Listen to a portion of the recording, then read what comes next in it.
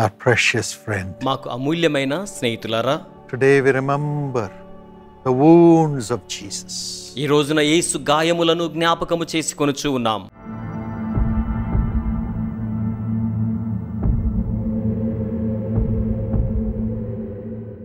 He endured the 7 wounds for us to be free of all our wounds. మనము మన గాయములన్నిటి నుండి విడుదల పొందడం కోసమై ఆయన 7 గాయములను సహించి ఉన్నారు. For us to be healed of our wounds. మనము మన గాయముల నుంచి స్వస్థపరచబడి నిమిత్తమే, For us to have life. మనము జీవాన్ని కలిగి ఉండుటకే. Today as we meditate on Isaiah 53 and verse 5. ఈ రోజున యెషయా 53:5 ధ్యానము చేయిచు ఉండగా The Bible says, దేవుని యొక్క వాక్యం చెప్తోంది, He was pierced for our transgressions. మన అతిక్రమ క్రియలను బట్టి ఆయన పొడవబడి ఉన్నారు. Jesus was crushed for our iniquities. మన దోషములను బట్టి యేసు నలుగగొట్టబడి ఉన్నారు. The punishment that brought us peace was upon Him, మన సమాధానార్థమైన శిక్ష ఆయన మీద వేయబడి ఉన్నది. and by His wounds, ఆయన గాయముల ద్వారా, the wounds of Jesus, we are healed. యేసు యొక్క గాయముల ద్వారా, యేసు పొందిన గాయముల ద్వారా మనం స్వస్థపరచబడుచు ఉన్నాం. Jesus had 7 wounds. యేసుకు 7 గాయములు కలిగాయి. Wounds on His head, ఆయన తల మీద గాయములు, wounds in His hands, తన చేతులలో గాయములు, wounds in His legs, తన కాళ్లలో గాయములు, wounds in His side. తన యొక్క ప్రక్కలో గాయము. 7 wounds. 7 గాయములున్నాయి. 7 means complete. 7 అనగా సంపూర్ణము. So He carried all the wounds that everybody carries in this world. కనుక ఈ లోకములో ప్రతి వారు మోయిచు ఉన్న ప్రతి గాయమును ఆయన మోసి ఉన్నారు. And He brought a complete remedy for all our wounds. ఆయన మన గాయములన్నిటికీ సంపూర్ణమైన పరిష్కారం చేశారు. There is hope in Jesus. యేసులో నిరీక్షణ ఉన్నది.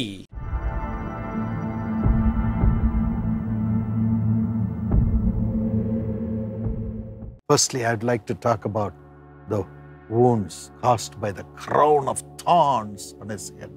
మొదటిగా తల మీద పెట్టబడిన కిరీటం యొక్క ముళ్ళ ద్వారా కలిగిన గాయాల గురించి మాట్లాడాలనుకుంటున్నాను. He is none other than God Himself in flesh. ఆయన శరీరాకృతిలో ఉన్న దేవుడే తప్ప మరొక వ్యక్తి కాదు. I'm sure He was crowned with glory in heaven. ఆయన పరలోకమందు నిశ్చయముగా మహిమ చేత కిరీటం ధరించి ఉంటారు. But He came down, కానీ ఆయన దిగి వచ్చారు. took the crown of thorns ముళ్ళ కిరీటమును తీసుకున్నారు. to carry every one of our mental pain, suffering, worries and wounds. మనలో ప్రతి ఒక్కరి యొక్క మానసిక బాధ, ఆవేదన, గాయములను ఆయన తీసుకోవడం కోసమే. The world makes us carry the pattern of the world according to Romans 12:2. రోమా 12:2 ప్రకారం, లోక మర్యాద ప్రకారం ఆ విధంగా మోయవలసి వస్తోంది. 1 John 2:16 says, మొదటి యోహాను 2:16 ఏమని చెప్తోందంటే, the lust of the eyes, నేత్ర ఆశ, the lust of the flesh, శరీర ఆశ, and the pride of life. జీవపు డంభము. But all this brings sin into us. ఇవన్నీ మనలోనికి పాపమును తీసుకుని And వచ్చును. the wages of sin is death. పాపము వలన వచ్చు జీతం మరణమై ఉన్నది. Death మరణము caused by guilt of sin. పాపపు అపరాధ భావన వలన కలిగించబడే మరణము. Every day the devil comes and says, you are a sinner. ప్రతిరోజు అపవాది వచ్చి నీవు పాపివి అని చెప్తూ ఉంటాడు. People come and say, you are a sinner. ప్రజలు వచ్చి నీవు పాపివి అంటుంటారు. Our heart says, you are a sinner. మన హృదయం అంటోంది నీవు పాపివి అని. And fear comes into our hearts. భయం మన హృదయాల్లోనికి వచ్చేస్తోంది. And the guilt of sin kills us. పాపపు అపరాధ భావన మనల్ని చంపేస్తోంది. And we have no peace. మనకిక శాంతి లేదు. That's why Jesus took that guilt of sin upon His head to bring us redemption from our guilt of sin and to bring peace in our lives. అట్టి పాపపు అపరాధ భావనను మన జీవితాల నుంచి తీసివేసి విమోచనను, శాంతిని మన జీవితాలకు రావడం కోసమే యేసు అలాగున చేశారు. Not only that, అంత మాత్రమే కాదు, the worries of the world are like thorns. ఈ లోకపరమైన విచారములన్నీ కూడా ముళ్ళ వంటివిగా ఉన్నాయి. Jesus talks about the parable యేసు ఉపమానము గురించి మాట్లాడినప్పుడు, when the seed is being crushed by the worries of the world. ఆ యొక్క విత్తనము ఐహిక విచారముల చేత అణచివేయబడి ఉన్నప్పుడు, crushed by the thorns. ఆ యొక్క ముళ్ళ ద్వారా అణచివేయబడి ఉన్నప్పుడు, And those thorns come and crush our peace. ఆ యొక్క ముళ్ళు మన శాంతిని అణచివేస్తుంటాయి. The worries crush our peace. విచారములు మన శాంతిని అణచివేస్తూ ఉంటాయి. Makes us lose even our trust in God. దేవుని యందలి మనకు ఉన్న నమ్మికను కూడా మనం కోల్పోయేలా చేస్తుంటాయి. But Jesus took the worries, కానీ యేసు విచారములను చేపట్టుకొని ఉన్నారు. took the depression, ఒత్తిడిని ఆయన తీసుకున్నారు. took the loneliness, ఒంటరితనం ఆయన తీసుకున్నారు. took the loss of faith, విశ్వాసాన్ని కోల్పోవడాన్ని ఆయన తీసుకున్నారు. which we have in our minds, upon his mind, his head, through the crown of thorns, and endured that. మన మనసులో ఉన్న విశ్వాస రాహిత్యాన్ని ఆయన సహించలాగున్న ముళ్ళ కిరీటం రూపంలో తన తల మీద ఆయన తీసుకున్నారు. Today, by those wounds, we are healed. ఈ రోజున అట్టి గాయముల ద్వారా మనం స్వస్థపరచబడుతున్నాం. We can be free of all our worries, మనం విచారాల నుంచి విడుదల పొందవచ్చును. free of all the guilt of sin, పాపపు అపరాధ భావన నుంచి మనం విడుదల పొందవచ్చును. free of fear of death, spiritual death, ఆధ్యాత్మిక మరణ భయము నుంచి మనం విడుదల పొందవచ్చును. as we surrender our lives into the hands of Jesus, who has paid the price for us to be healed, saved, sanctified, and free. మనము స్వస్థత, రక్షణ, పరిశుద్ధత, విడుదల పొందులాగున క్రయధనమును చెల్లించిన యేసు హస్తములకు మన జీవితములను అప్పగించుట ద్వారా And he makes all things work unto good for us. ఆయన సమస్తమును మన కొరకే మేలుకరముగా జరిగించువాడు. Today there is hope for you in Jesus. ఈ రోజున యేసులో మీకు నిరీక్షణ ఉన్నది. Thank God. దేవునికి వందనములు.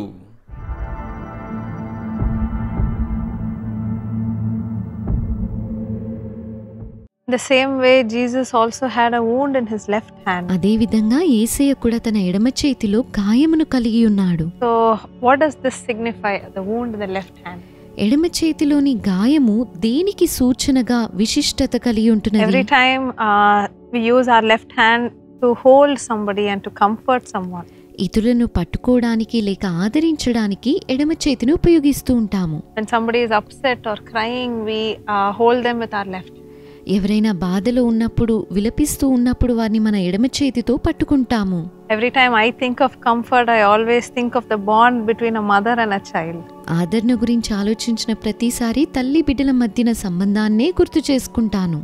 There's something called the fourth trimester in medicine. శాస్త్ర రంగంలో 4వ త్రైమాసికం అనేది కలదు. They say when even after the baby is born, the baby still feels that he's part of the mother. బిడ్డ జన్మించిన అనంతరం కూడా తల్లిలో భాగంగానే ఆ బిడ్డ భావిస్తాడని Even శాస్త్రం though the baby is చెబుతుంది. a separate human being, he still feels attached to his mother because he has found so much comfort through his mother. ఒక పసిబిడ్డ తల్లి నుంచి ఎంత ఆదరణ పొందుకుంటుందంటే వేరే మనిషి అయినప్పటికీ కూడా తల్లిలో ఏకంగా భావించబడుతుంది. And every time a child goes through sickness or when he is upset, the mother rushes to comfort the child. ఒక బిడ్డ వ్యాధిలో ఉన్నప్పుడు లేక బాధపడుతూ ఉన్నప్పుడు తల్లి ఎప్పుడూ కూడా బిడ్డ యొద్దకు పరిగెత్తుకుంటూ వస్తుంది. In the same way we see when Jesus was on the cross. అదే విధంగా యేసయ్య ఆ శిలువ పైన ఉన్నప్పుడు Mary, the mother of Jesus, would have broken down in tears. తల్లి అయిన మరియ ఎంతో దుఃఖాక్రాంతురాలై ఉండవచ్చు. She would have felt, oh, I'm not able to comfort my child. నేను నా బిడ్డని ఆదరించలేకపోతున్నాను అని బాధపడి ఉండవచ్చు. I'm not able to hug him and kiss him. నా బిడ్డను హత్తుకొని ముద్దాడలేకపోతున్నాను. I recently, my very close friend lost her brother. నా సన్నిహిత స్నేహితురాలు తన యొక్క సహోదరుడిని కోల్పోయింది. And her mother broke down so badly saying, I've lost my child. What am I going to do? నా కుమారుని కోల్పోయాను, నేనేం చేస్తాను అని తన తల్లి తల్లడిల్లిపోయింది. In the same way, many of you might have lost your children this day. అదే విధంగా మీలో అనేకులు మీ యొక్క బిడ్డలను కోల్పోయి ఉండవచ్చు. Or your children might be going through so much of suffering. లేక మీ బిడ్డలు ఎన్నో శ్రమలు అనుభవిస్తూ ఉండవచ్చు. And you might say, I'm trying so much to comfort them, but I'm not able to do anything to help. వారిని ఆదరించడానికి నేను ఎంతగానో ప్రయత్నిస్తున్నాను కానీ ఏమీ చేయలేకపోతున్నాను అంటున్నారేమో. But through the wound of God, through his left hand, God is going to comfort you and your children. కానీ యేసయ్య యొక్క ఎడమ చేతిలోని గాయముల ద్వారా దేవుడు వారిని ఆదరించబోతున్నాడు. We read in 2 Corinthians 1:3. 2 కొరింథీ 1:3 ఇలా It చదువుతాము. says, He is the Father of compassion. ఆయన ఆదరణ కర్తయగు And through తండ్రి. that, my dear friends, the Lord is going to comfort you and your children today. అందువలన నేడు ఆయన మిమ్మును మీ బిడ్డలను ఆదరించబోతూ ఉన్నాడు. He is the God of all comfort. ఆయన ఆదరణకర్తయగు తండ్రి. He is going to comfort you through his presence and through his word. తన సన్నిధి ద్వారా తన మాటల ద్వారా మిమ్మలను ఆదరించి కనికరము చూపెట్టబోతూ ఉన్నాడు.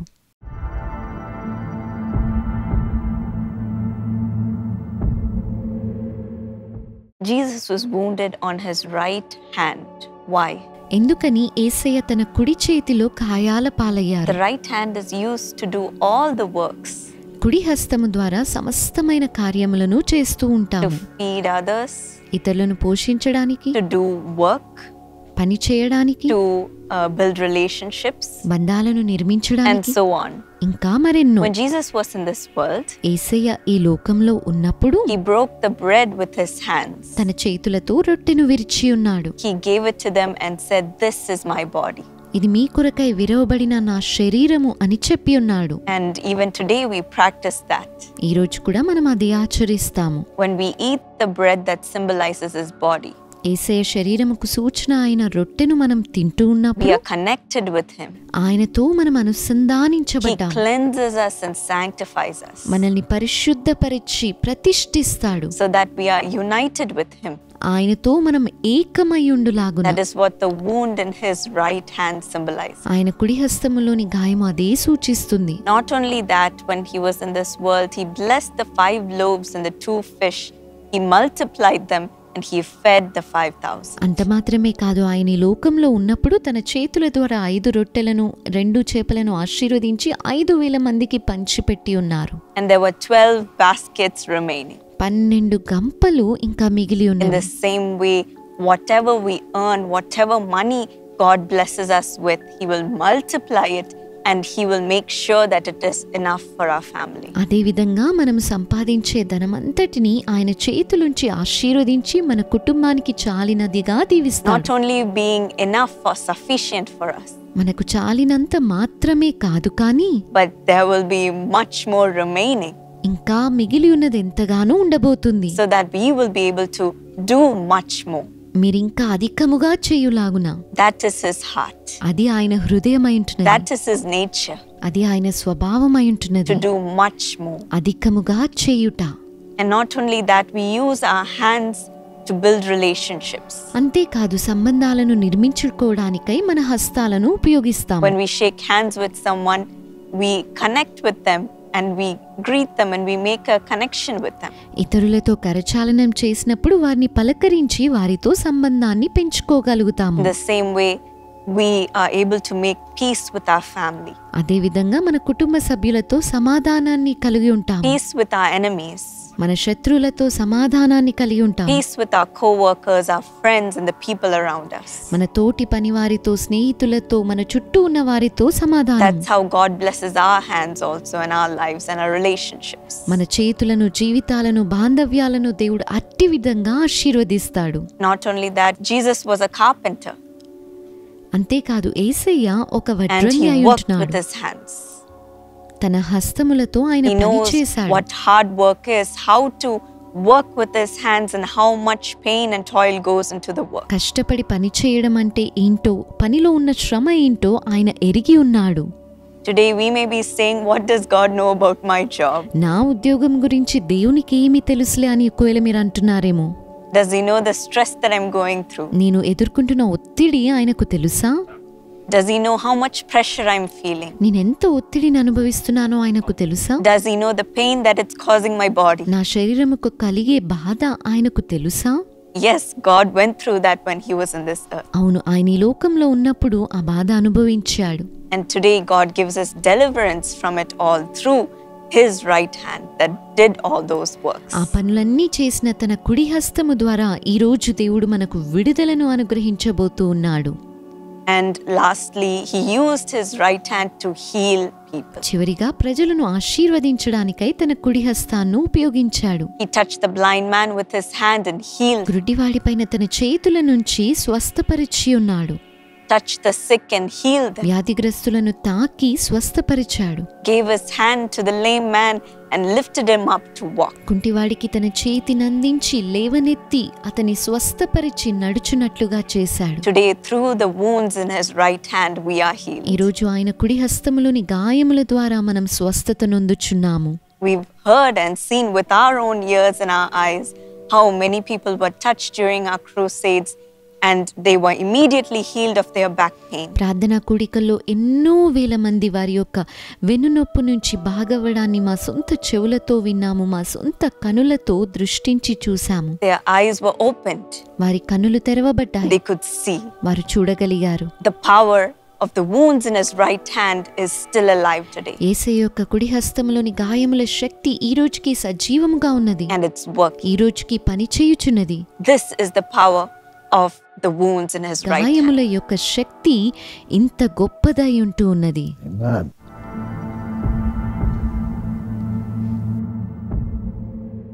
Jesus has wounds on his side. Why? ఎందుకని యేసయ్య తన యొక్క ప్రక్కలో గాయములను కలిగి ఉన్నాడు? దాని విశిష్టత ఏమిటి? By his wounds we are healed. ఆయన పొందిన గాయముల ద్వారా మనం స్వస్థపరచబడి ఉన్నాము. In Isaiah 53:5 the Bible says, యెషయా 53:5లో లేఖనం సెలవిస్తుంది, he was pierced for our transgression. మన అతిక్రమ క్రియలను బట్టి అతడు గాయపరచబడెను. In John 19:34 the Bible says, యోహాను 19:34లో లేఖనం సెలవిస్తుంది, the soldiers when they pierced his side, water and blood was flowing out of his body. సైనికులలో ఒకడు ఈటెతో ఆయన ప్రక్కను పొడిచెను, వెంటనే రక్తమును నీళ్లును కారెను. This water and blood shows cleansing and also salvation. ఈ రక్తము నీరు కడగబడడానికి మరియు రక్షణకు సూచనగా ఉంటూ ఉన్నవి. The Bible says, by the blood of Jesus Christ we are cleansed of all our sins. యేసుక్రీస్తు యొక్క రక్తము ద్వారా మనము మన ప్రతి పాపముల నుండి కడుగబడి ఉన్నాము. And we draw from the wells of water and that gives us salvation. ఆయన రక్షణ అనే నీటి ఊటల నుండి మనం నీళ్లను చేదుకొని ఆయన రక్షణను పొందుకుంటున్నాము. Jesus is the wells of salvation. యేసయ్యే రక్షణను నీటి ఊటాయి ఉంటున్నాడు. Different kinds of salvation. అనేక రకముల రక్షణ. The one who pierced Jesus, యేసయ్యను పొడిచిన సైనికుడు his eyes were open to see he is the Lord. యేసే ప్రభు అని ఎరుగునట్లుగా అతని యొక్క కళ్ళు తెరవబడి ఉన్నవి. Thomas, when he touched the side of Jesus Christ, he saw who Jesus was. తోమా యేసు యొక్క ప్రక్కలో తాకి చూచినప్పుడు ఆయన ఎవరో Even గుర్తుపట్టగలిగాడు. today, the Lord will open your eyes to see who Jesus is. యేసే ఎవరో తెలుసుకొనున్నట్లుగా ఈరోజు మీ కళ్ళను కూడా దేవుడు He will తెరవనై ఉన్నాడు. cleanse you from all sins. ప్రతి పాపము నుండి ఆయన మిమ్మల్ని You కడుగుతాడు. may be crying, Lord, I am unable to give up all my sins. దేవా, నా పాపములన్నిటినీ విడిచిపెట్టడానికి అసాధ్యము అని మీరు విలపిస్తున్నారు. Today is the day of your salvation. ఈ రోజే మీ రక్షణ దినమై You ఉంటున్నది. can touch the side of Jesus యేసే యొక్క ప్రక్కను మీరు and తాకగలరు. have forgiveness from God. ఆయన యొద్ద నుండి క్షమాపణ May పొందుకొనగలరు. the Lord deliver you from all your sins and from all your sicknesses. మీ పాపములు వ్యాధులన్నిటి నుంచి దేవుడు విడుదల అనుగ్రహించునుగాక. God bless you. దేవుడు మిమ్మను దీవించుగాక. The side of Jesus brings salvation and cleansing. యేసు యొక్క ప్రక్క రక్షణను అలాగే శుద్ధీకరణను తీసుకుని వస్తోంది. The same wound connects the husband and the wife because the wife was made from the side of the man. అదే గాయము భార్యను భర్తను ఏకం చేస్తుంది. ఎందుకనగా స్త్రీ పురుషుని ప్రక్క గాయములో నుంచి నిర్మాణము చేయబడి ఉన్నది. Because of the wound in the side of Jesus, your family life will be strengthened, healed and blessed today. యేసు ప్రక్కలో గాయమున్నది గనుక మీ కుటుంబ జీవితం బలపరచబడుతుంది, స్వస్థపరచబడుతుంది, నేటి దినమున ఆశీర్వదించబడుతోంది.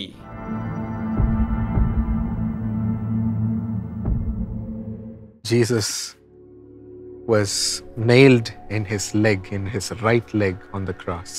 యేసు యొక్క కాళ్ళలో కుడి కాలిలో గాయమున్నది. And he suffered having a wound on his right leg. తన యొక్క కుడి కాలి గాయముతో ఆయన బాధ నొందాడు. Why? ఎందుకని? If we take our right leg, it is for most of us the dominant leg. మనము కుడి కాలిని చూసుకున్నట్లయితే ఎక్కువ మందిలో అది ఆధిపత్యము గల కాలుగా ఉంటుంది. Any place we step forward to go to, we use our right leg first. ఏ స్థలములోనైనా అడుగుపెట్టి మనం ముందుకు వెళ్ళాలంటే మొదటిగా కుడి కాలిని మనం వినియోగిస్తాము. And if you see in the South Indian culture, they have a tradition. దక్షిణ భారతదేశంలో వారికి ఒక సాంప్రదాయం ఉన్నట్లుగా మనం చూడగలుగుతాము. A newly married couple, when they enter into their house for the first time as a couple, నూతనంగా వివాహమైన దంపతులుగా మొదటిసారిగా ఆ ఇంట్లో ప్రవేశించేటప్పుడు they would ask both the husband and the wife to put their right leg forward and step into the house. భార్యాభర్తలు ఇద్దరూ కూడా వారు తమ యొక్క కుడి కాలిని మొదటిగా లోపలికి పెట్టి ఆ విధంగా ప్రవేశం చేయమని అడుగుతూ ఉంటారు. It would denote that both of them have to unitedly join together and step into this new journey. వారిద్దరూ కలిసి సమైక్యముగా నూతనమైన యాత్ర ప్రారంభిస్తున్నారు అనడానికి అది సూచన. God is concerned about our journey, దేవుడు మన యాత్ర గురించి శ్రద్ధ కలిగి ఉన్నారు. about the right direction for our life. మన జీవితానికి సరైన దిశానిర్దేశం గురించి. And he went through this so that we would have the right direction. మనము సరైన దిశ కలిగి ఉండులాగున ఆయన ఈ రీతిగా వెళ్ళి My ఉన్నారు. friends, you might be worried on what decision you should take towards this right direction. నా స్నేహితులారా, సరైన దిశలో వెళ్ళడం కోసం ఎటువంటి నిర్ణయం మీరు చేసుకోవాలో అనే ఆలోచనతో ఉన్నారేమో. What is my purpose? నా యొక్క ఉద్దేశం ఏమిటి? My calling? నా యొక్క పిలుపేమిటి? Where do you want me to go, Lord? నన్ను ఎక్కడికి వెళ్ళమని మీరు కోరుతున్నారు ప్రభు? Where is my open door? నా యొక్క తెరవబడిన ద్వారం ఎక్కడ ఉన్నది? God wants to reveal it to us.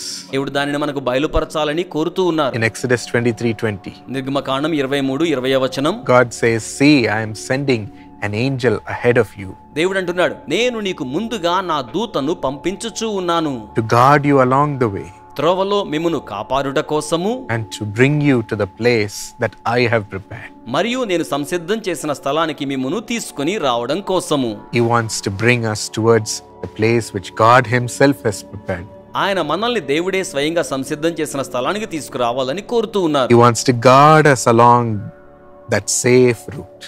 ఆ యొక్క భద్రమైన మార్గంలో కాపాడుతూ నడిపించాలని I'm కోరుతున్నాడు. sure that he will reveal it to us today. ఆయన ఈ రోజున దాన్ని మనకు బయలుపరుస్తారని నిశ్చయంగా నమ్ముతున్నాను. And in this path, the devil tries to come and take us away from this route. ఈ మార్గంలో అపవాది వచ్చి మనల్ని దారిలో నుంచి తొలగించడానికి ప్రయత్నం చేస్తాడు. Tries to deceive us.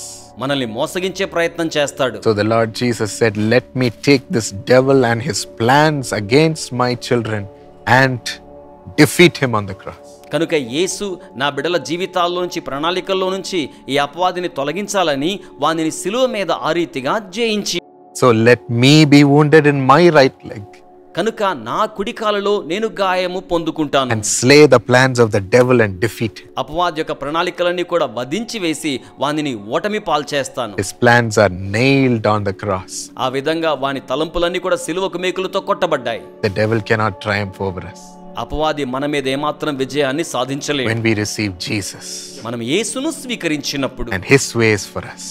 ఆయన మార్గాలు మన కొరకే మనము కలిగి ఉన్నప్పుడు. And he says in Romans 16:20, రోమా 16:20లో ఆయన ఏమని చెప్తున్నారంటే, the Bible says, "The God of peace shall soon crush Satan under our feet." సమాధానకర్తయగు దేవుడు శీఘ్రముగా అపవాదిని మీ పాదముల క్రింద చితక త్రొక్కించును. When we say, "Lord, let your plans be fulfilled in my life," ప్రభువా నీ ప్రణాళికలు మా జీవితంలో నెరవేర్పు కావాలని మనం ప్రభువుతో చెప్పినప్పుడు, today Jesus crushes Satan under our ఈ feet రోజే సాతానును ప్రభు మన పాదముల క్రింద చితక త్రొక్కించనయ్యున్నాడు. because we have given ourselves to be led into God's direction. ఎందుకనగా మనల్ని మనం దేవుని దిశలో నడిపించుకోవడానికి అప్పగించుకొని ఉన్నాము. Satan's direction fails in our life. సాతాను యొక్క దిశ మన జీవితాల్లో అపజయం పాలైపోతుంది. He becomes scared of us. వాడు మనల్ని చూచి భయపడతాడు. This is a saint of God who follows God in his life. ఇదిగో తన జీవితంలో దేవునిని అనుసరించే పరిశుద్ధుడు అని మనల్ని భావిస్తాడు. And Jesus joyfully takes us to the shore where he wants us to go. యేసు సంతోషంగా మనల్ని ఎక్కడికి తీసుకువెళ్ళాలని కోరుకున్నాడో ఆ యొక్క అద్దరికి తీసుకుని వెళ్తాడు. You will receive his clear leading in your life today, my friends. ఈ రోజున స్నేహితులారా, మీ జీవితంలో స్పష్టమైన ఆయన నడిపింపును మీరు స్వీకరించగలుగుతారు. And you will feel a hand guiding you, your right leg, towards the right direction for your life. ఒక హస్తం మీ జీవితం కోసమైన సరైన దిశ వైపు మీ కాలిని నడిపిస్తూ ఉన్న అనుభూతిని మీరు పొందుకుంటారు. It will open for you. అది మీ కోసం తెరవబడుతుంది. Just believe and receive it from Jesus. కేవలం విశ్వసించి యేసునొద్ద నుంచి స్వీకరించండి.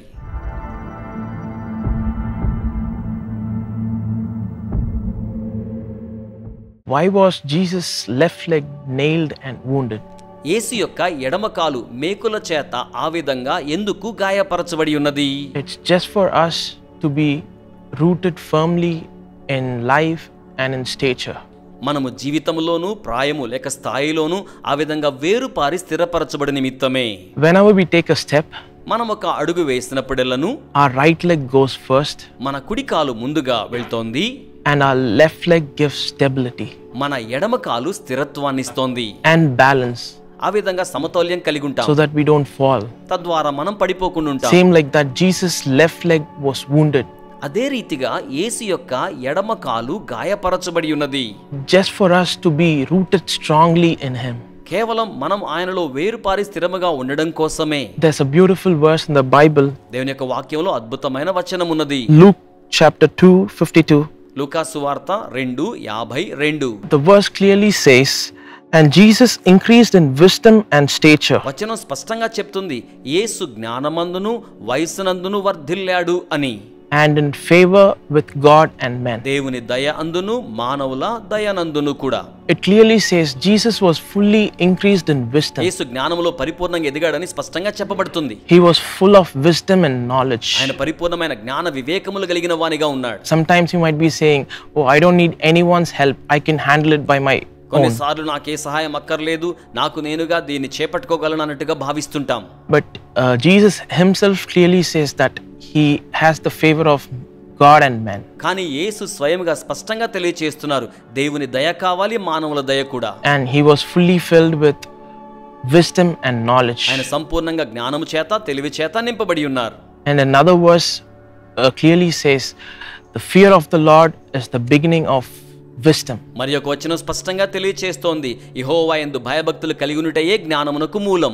And Jesus himself suffered for us, యేసు స్వయముగా మన కొరకై బాధపడి ఉన్నారు, for us to be restored, మనము పునరుద్ధరింప చేయబడ్డానికి, to make us strong, మనల్ని బలవంతులుగా చేయడానికి, and to give us a stature in life. మనకు జీవితంలో ఒక స్థాయిని అనుగ్రహించడానికి. As you believe in the left leg wound of Jesus, మీరు యేసు యొక్క ఎడమ కాలి గాయమునందు విశ్వాసం ఉంచి ఉన్నప్పుడు he himself will restore your life, ఆయనే స్వయంగా మీ జీవితాన్ని పునరుద్ధరింప చేస్తారు, make you strong, మిమ్మును బలపరుస్తారు, firm and steadfast. ఆ విధంగా కదలకుండా స్థిరపరుస్తారు. According to this verse, 1 Peter 5:10. మొదటి పేతురు పత్రిక 5:10 ప్రకారం.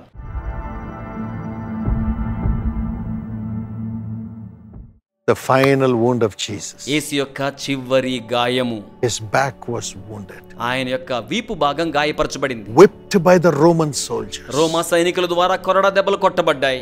torn. చర్మము చిరిగిపోయింది, Flesh was torn. శరీరము చిరిగిపోయింది. And they put the cross for him to carry on that back. అటువంటి వీపు మీద మోయడం కోసమై వారు ఆయన మీద సిలువనుంచారు. The wood of the cross would tear the back. సిలువ యొక్క కొయ్య ఆయన వీపు భాగాన్ని చించివేయులాగున. And the whole night he hadn't slept. రాత్రంతయు ఆయన నిద్రపోలేదు, Weak, బలహీనమయ్యాడు, facing false accusation, తప్పు నిందారోపణలు ఎదుర్కొంటున్నాడు, betrayals పట్టించబడ్డాడు by Judas, యూదా చేత, denying by Peter, పేతురు చేత ఎరగనవాడు అనిపించుకున్నాడు. and all the disciples running away, leaving him all alone. శిష్యులందరూ ఆయనని ఒంటరిగా విడిచిపెట్టి ఆ విధంగా పారిపోతూ ఉన్నారు. He carried the wound on his back for you. ఆయన మీ నిమిత్తమే వీపు మీద గాయమును మోసి ఉన్నాడు. Maybe you are also betrayed. ఒకవేళ మీరు కూడా పట్టించబడి ఉన్నారు. You are lonely, fighting your battles all by yourself. మీరే స్వయముగా పోరాడుతూ ఒంటరిగా ఉన్నారేమో. You are trying to defend your pure life before unreasonable and wicked people who are bringing false accusation against you. అకారణమైన దుష్ట ప్రజలు నిందారోపణలు మీ మీద చేస్తున్నప్పుడు మీ పవిత్రమైన జీవితాన్ని కాపాడుకోవడం కోసం పోరాడుతున్నారేమో. Jesus understands. యేసు అర్థం చేసుకుంటారు. He has the wounds in his back to make you rise up again. మీరు మరలా పైకి లేవడానికి యేసు తన వీపు మీద గాయములు కలిగి ఉన్నారు. As you have him in your heart. మీరు ఆయన మీ హృదయములో కలిగి ఉండగా He will make you stand up. ఆయన మిమ్మును నిలిచేలా చేస్తారు. Make your head higher. మీ తలను పైకెత్తుకునేలా చేస్తారు. And according to Zephaniah 3:19, జెఫనియా 3:19 ప్రకారం, in the same place where you went through shame, He will give you praise and honor. మీరెక్కడైతే అవమానము నొందారో అక్కడ ఆయన మీకు ఘనతను ఖ్యాతిని అనుగ్రహించనయ్యున్నారు. Double portion of honor. రెండింతల ఘనత అనుగ్రహిస్తారు. Because of His wounds on His back. ఆయన దేహం మీద కలిగి ఉన్న గాయములను బట్టి Understand. అర్థం చేసుకుంటారు. He will help you. ఆయన సహాయం చేస్తారు. You are not an orphan. మీరు అనాథలు కారు. Come to Jesus. యేసు చెంతకు రండి. He has suffered all your pains and wounds for you. మీ నొప్పులనియు గాయములనియు కూడా ఆయన శ్రమ పొంది ఉన్నాడు. Let Him carry you. ఆయన మిమ్మును మోయనివ్వండి. Father, తండ్రి, I surrender my life and our family's life and the life of everyone who is watching into your loving, wounded hands. తండ్రి, మీ గాయపడ్డ ప్రియమైన హస్తముల చేతికి నన్ను, నా కుటుంబమును, మా కుటుంబములను వీక్షిస్తున్న వారందరినీ సమర్పించుచూ ఉన్నాను. Wounded head. గాయపరచబడి ఉన్న తల, wounded legs, గాయపరచబడిన కాళ్ళు, wounded side. గాయపరచబడి ఉన్న ప్రక్క. Heal thy children. నీ బిడ్డలను స్వస్థపరచండి. Strengthen them. వారిని బలపరచండి ప్రభువా. Empower them. శక్తివంతులుగా చేయండి. Lead them into the future which you have planned for them. మీరు వారి కోసం ప్రణాళిక చేసిన భవిష్యత్తులోనికి వారిని నడిపించండి. Keep them strong. వారిని బలవంతులుగా ఉంచండి. Prosperous. వర్ధిల్లింప చేయండి. Full of peace. శాంతితో నింపండి. Full of joy. సంతోషంతో నింపండి. Saved. రక్షించబడిన వారిగా, and sanctified to be your children. మీ బిడ్డలుగా ఉండడానికి వారిని మీరు పరిశుద్ధపరచండి. Give you all the glory. సమస్త మహిమ మీకు చెల్లిస్తున్నాము. In Jesus' name. యేసు నామములో. Amen. Amen. God bless you. దేవుడు మిమ్మును ఆశీర్వదించును గాక.